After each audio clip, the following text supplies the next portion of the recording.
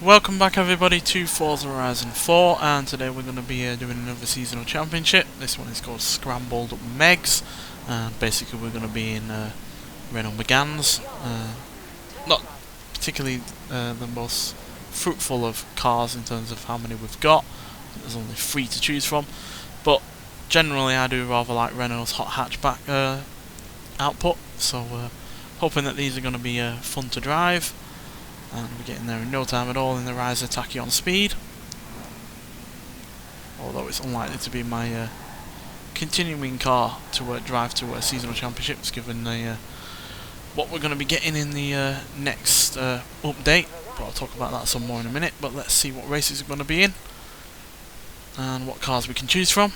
Considering it's spring and we're in the UK, I can't guarantee good weather for this championship.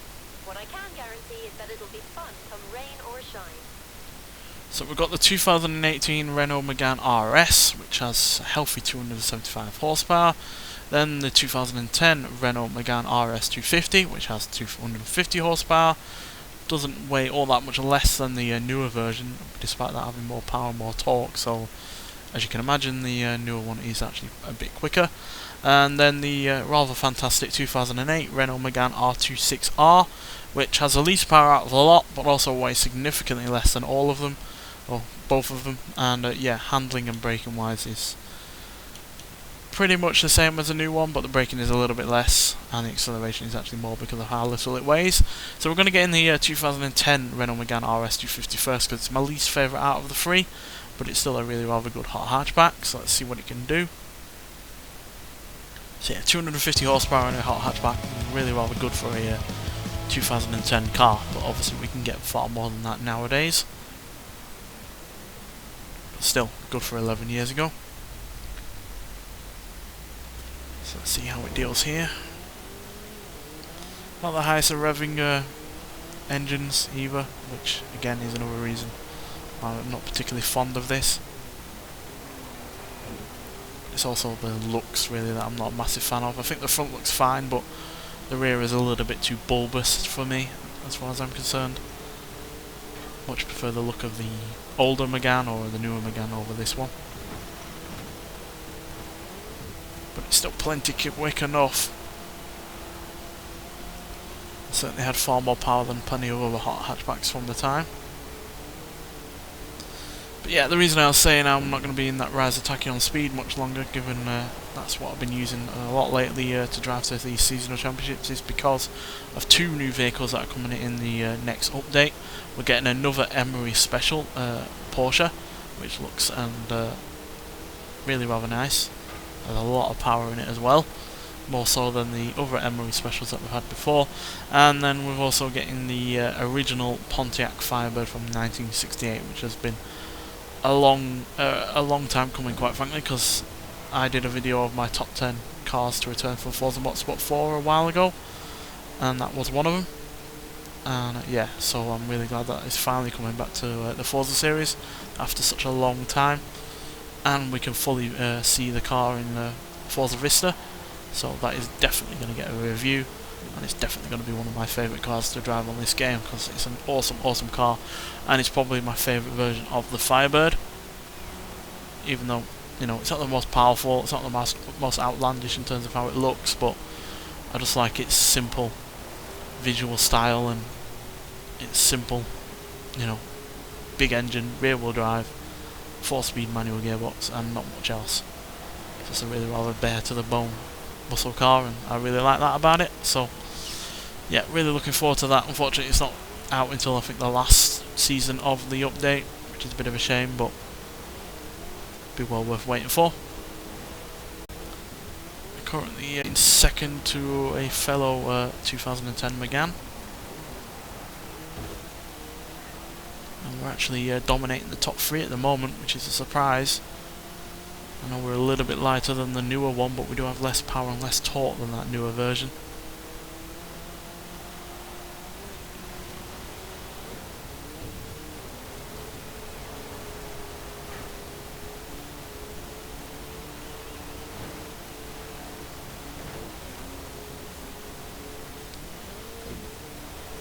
Come on.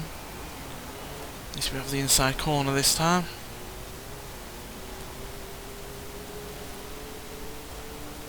So not the fastest of races here, but still a close one, which is what we like to see.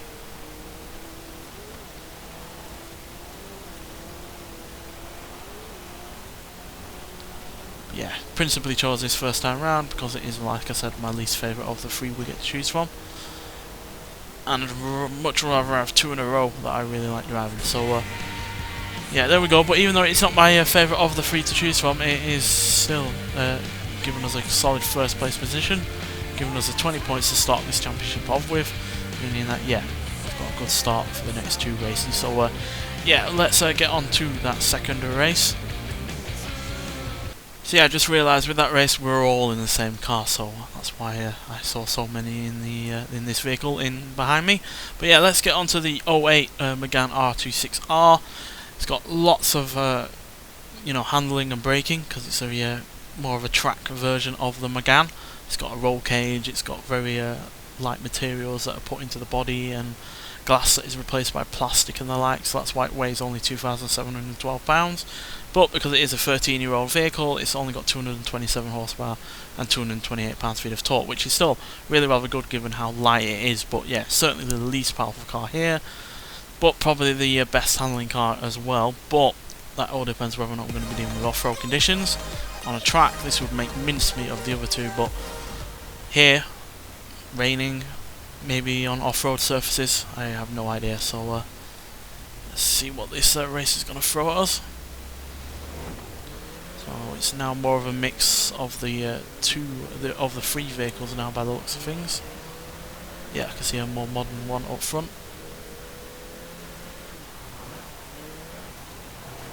Right, so off-roading, yeah, not sure how this is going to deal with this element, considering it's made for the track. Whereas at least if you're in one of the other two cars, they're at least meant for some use off-road, because you know they're meant for everyday use, so they can at least deal with these conditions to a certain degree. Obviously they're not off-road vehicles, but they could still deal with this easily, whereas this, not quite so sure, but for now it's dealing with it okay. At least we're back onto the tarmac fairly quickly though. Yeah, as you can see, this is higher revving than the other vehicle, 6,500 revs. It feels a lot more agile as well because of the lack of weight.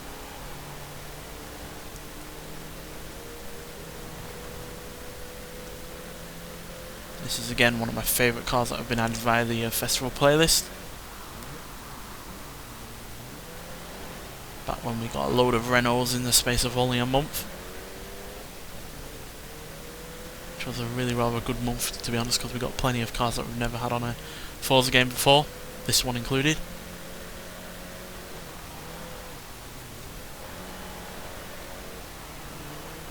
I do hope that we get this on the next Forza Motorsport game. But at the end of the day, it is a track vehicle. It'd be nice to hoon it around some world famous tracks to see what it's made of, because you can't really gauge what it's capable of on a game like this. As much fun as it is driving it on this game like this, it's still far better to see what it can do on a track, or at least far more useful to see what it can do on a track.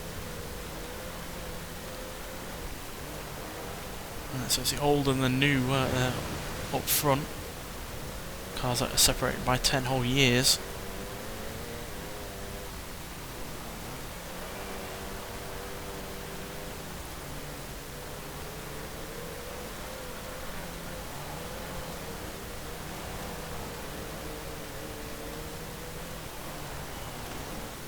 It's got great turning on this car.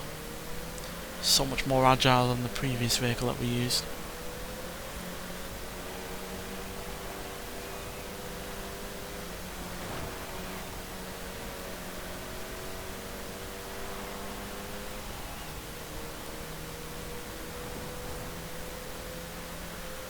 Obviously the power deficit is harming us, catch up to the more modern Megane.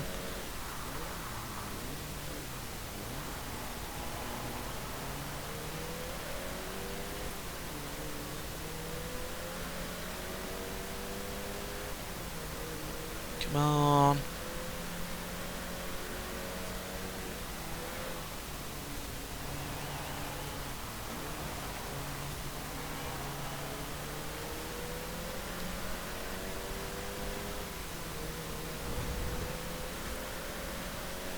Yeah, he's just got those extra bit of legs on me on these straights. Even though he weighs a good few £100 more than me, that extra power is really helping him on the straights. But I've got the braking into the corners.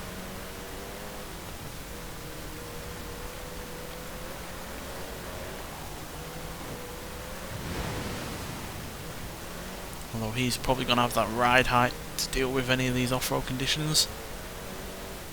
And the softer suspension as well. Our suspension is quite rock hard, so as you can see it's jiggling about a fair old bit.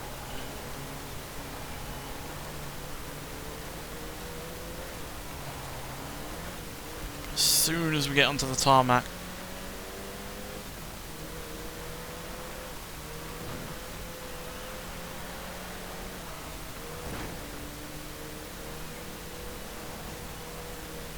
away we go. Although again, he does have the power, so he could very well crawl his way back, which it looks like he is trying to.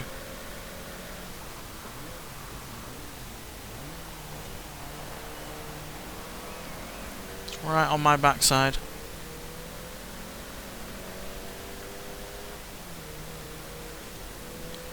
And up these uphill sections he has the torque to deal with them.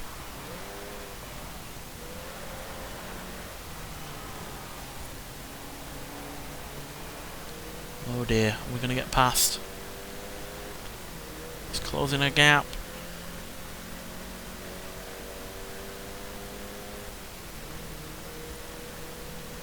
He's gaining. Is he going to gain enough? No, he's not. That was extremely close. It really did show the difference between him having all of that power and torque and me having the lightweight and more agile handling. So, but yeah, over 20 points there. Giving us the 40 points, meaning that we're a good 8 points ahead of the newer Megane, 12 points ahead of the same R26R, 28 points, no, 18 points ahead of another new RS, and yeah, another 18 points ahead of the Megane that we were in the first race. So yeah, let's nonetheless get on to the third and final race. Right, so third and final race, let's get in the most powerful in terms of horsepower and torque. But also the heaviest, but also the more modern one. And as you can see in terms of handling and braking, it's pretty close between the track focus version and the more, you know, everyday kind of car, which shows how much progress has been made in those 10 years. But yeah, launch isn't quite as good though, acceleration apparently isn't either, but the top speed is, though I doubt that will come into play. But yeah, out of the three, I would actually go for this one that we're going to be driving in this third and final race, because it manages to be very nearly as good as the track-only version. Well, it's not a track-only version, but it's certainly the car that you'd only want to be driving around on the track. I imagine on the road it will be quite unbearable to live with, especially given on a day-to-day basis, because yeah, there's no rear seats, there's very little creature comforts in it, and yeah, I imagine the ride is rock hard, whereas this is able to be used on a day-to-day basis because it's got 5 seats, it's got a big boot, it's got all of the creature comforts you could ask for in a modern car, but it will also do, you know, very nearly as much as the R26R when it comes to being a sporty hot hatchback. So yeah, it's the one I'd go for, in all honesty. It's actually one of my more favourite hot hatchbacks, which is a surprise to me given I wasn't a massive fan of the previous Megane. So yeah, manages to combine the power of the previous one with the sporty handling of the R26R while looking better than the 2010 version that we're right alongside now, but having even more power and torque. So yeah, it doesn't really bother me that it weighs more than both of them.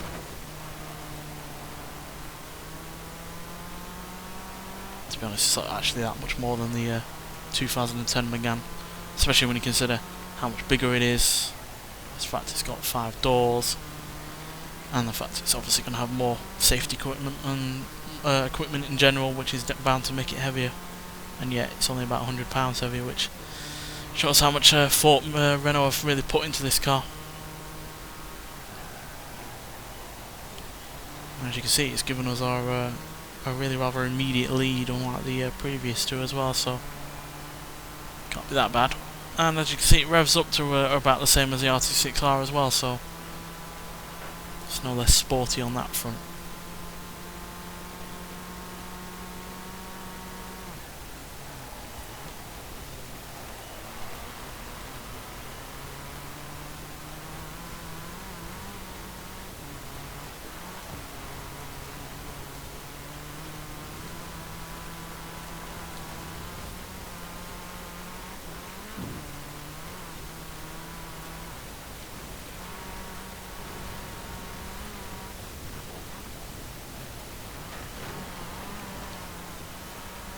Only really issue I have with it is there's no manual gearbox. At least I think there is, but either way there's very little for me to complain about in this car. Look at the lead we've got on already. Easily the biggest lead that we've had on this championship so far. The other two races were a lot closer, whereas this one is a walkover.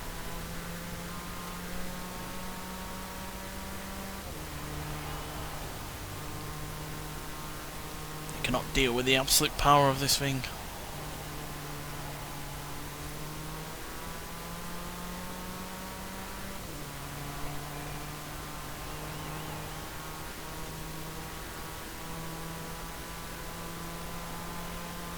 It's also pulling fairly consistently up this really rather steep gradient is also impressive. Shows that that extra torque is really rather needed.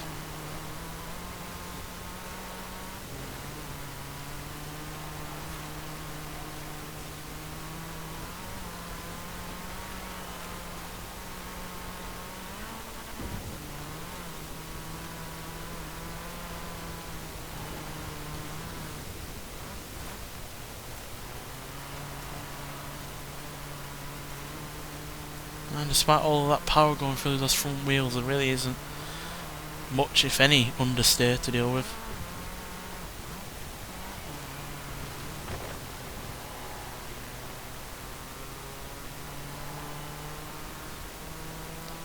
They are far behind.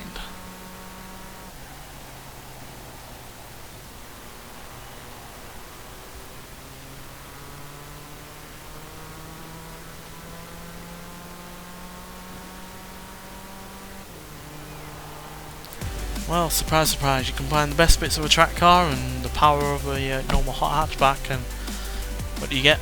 A walkover, as you can see. How far behind are they going to be? Yeah, nearly 7 seconds behind the second place, despite only having about 30 odd horsepower less than us, and less in the way of weight. So yeah, massively impressed by the 2018 Megane there, and yeah, despite not being the best on our track, it's definitely my favourite of the three that we have driven today. But yeah, thanks for watching anyway, and yeah, I'll see you in the next one. Bye.